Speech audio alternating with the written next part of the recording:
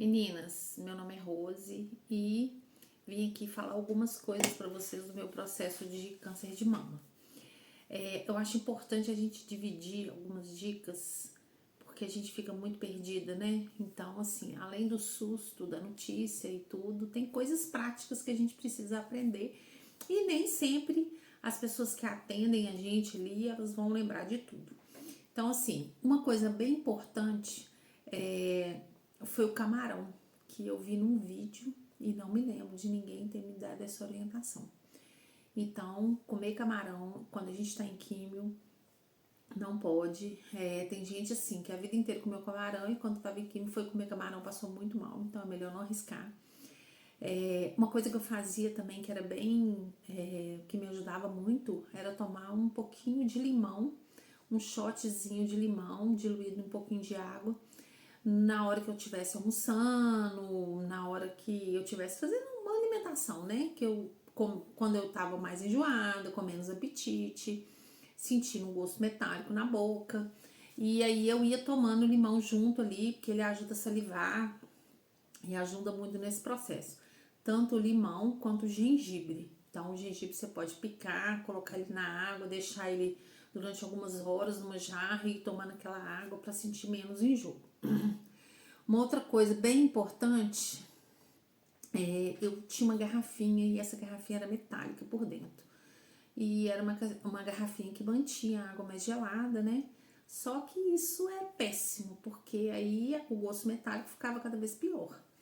Então, ficar atento a essas questões, né? Garrafa, talher. Eu não tirei talher de metal, não, porque eu achava que não fazia diferença. Então, depois que eu tirei a garrafinha e que eu tomei esses cuidados com limão e tal, eu comecei a me sentir melhor. Então, assim, às vezes o cheiro da comida me enjoava. Então, naquela hora ali que coloca a comida na mesa, ou que destampa a panela e vem aquele cheiro, aí eu tinha que sair de perto, mas depois eu ia lá, eu não desanimava, falei assim, eu preciso comer, e aí dava tudo certo, enfim. Uma coisa importante também que eu fazia é raspar a língua. Aquele raspador de cobre que a gente compra e raspa a língua de manhã e raspa à noite antes de dormir. Por quê? Por causa do pH ali da boca e para não dar a mucosite. Então, eu tomei essa medida de raspar a língua porque nas primeiras 2 semanas foi a minha boca ressecou muito, minha garganta doía muito. E depois que eu comecei a raspar a língua, eu comecei a fazer o laser também, que lá na clínica onde eu fazia quimio eu tinha laser. Aí me ajudou demais. Hidratação, assim, tem que hidratar muito, gente. A quimio resseca muita gente. Então, assim, soro à noite no nariz para lavar bem o nariz, porque resseca tanto que eu tinha episódios de sangramento no nariz, muito assim, a gente fica muito assustada, né? O nariz sangrando, sai muito sangue, mas era muito por causa desse ressecamento. Então eu fui aprendendo algumas coisas no processo e foi facilitando muito pra mim. Deixa eu ver mais o que eu anotei aqui pra falar com vocês. Então, o gengibre, o limão, o gosto metálico, o nariz e o cabelo, a touca gelada. A minha experiência com a touca gelada é o seguinte: é suportável? Tem gente que suporta e tem gente que não suporta. O que aconteceu comigo? Tava muito frio na época que eu adoeci, então o ar-condicionado da sala tinha que ficar ligado. Eu tinha que ficar 1 hora antes de começar as químios com a touca gelada. E depois que terminavam as químios, eu tinha que ficar mais 2 horas com a touca gelada. Então eu fiz 2 vezes. E na segunda vez, realmente eu achei aquilo assim insuportável, ter que ficar lá mais 2 horas. Eu saía de casa às 9 da manhã, chegava às 17 horas às vezes. Então, assim, estender, prolongar e ficar mais tempo naquele ambiente, eu não quis passar por isso. Então, assim, eu fiquei aí, acredito que um mês e meio de cabelo, né? Que meu cabelo não caiu. Então, assim, meu cabelo era mais comprido. Aí eu cortei bem no ombro, assim que eu descobri. E depois eu cortei ele bem curtinho. Então, assim, eu achei que ia ficar melhor, né, o processo assim. E aí, quando ele foi caindo, né, que teve muitas falhas e tal. Eu comprei um chapéuzinho e tudo, eu usava aquele chapéuzinho. E comprei uma malha que eu fazia um turbante e tal. E assim, e fiquei tranquilo porque tava muito frio, né? Então, independente, assim, se eu tivesse com o cabelo raspado, eu teria que colocar alguma proteção porque faz muito frio.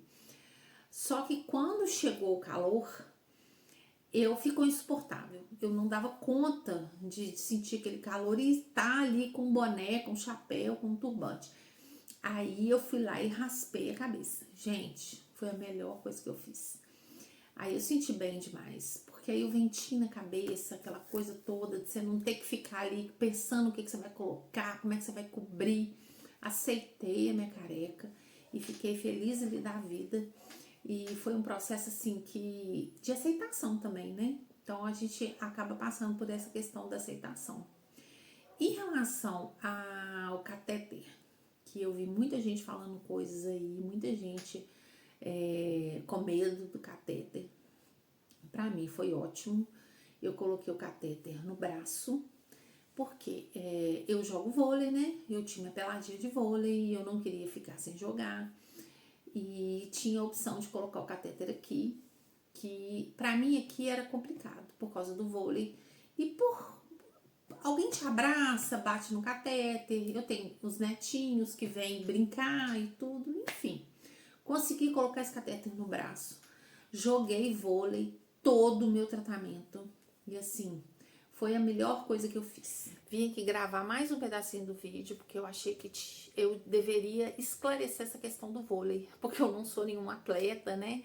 Eu joguei na escola e depois de mais de 20 anos... eu descobri uma turma que gente mais velha também joga vôlei, então convido vocês a ter essa experiência de revisitar lá o que vocês gostavam na adolescência, para poder fazer alguma coisa realmente que dá essa força pra gente de pensar em se divertir mesmo no momento difícil, né? Aquele momento ali que você pode esquecer um pouquinho tudo que você tá passando. E mesmo um pouco fragilizado, por que eu falo para vocês um pouco fragilizado? Porque no dia, às vezes, que a gente faz químio, às vezes não fica tão bem, mas no outro dia ficar muito parado, muito deitada.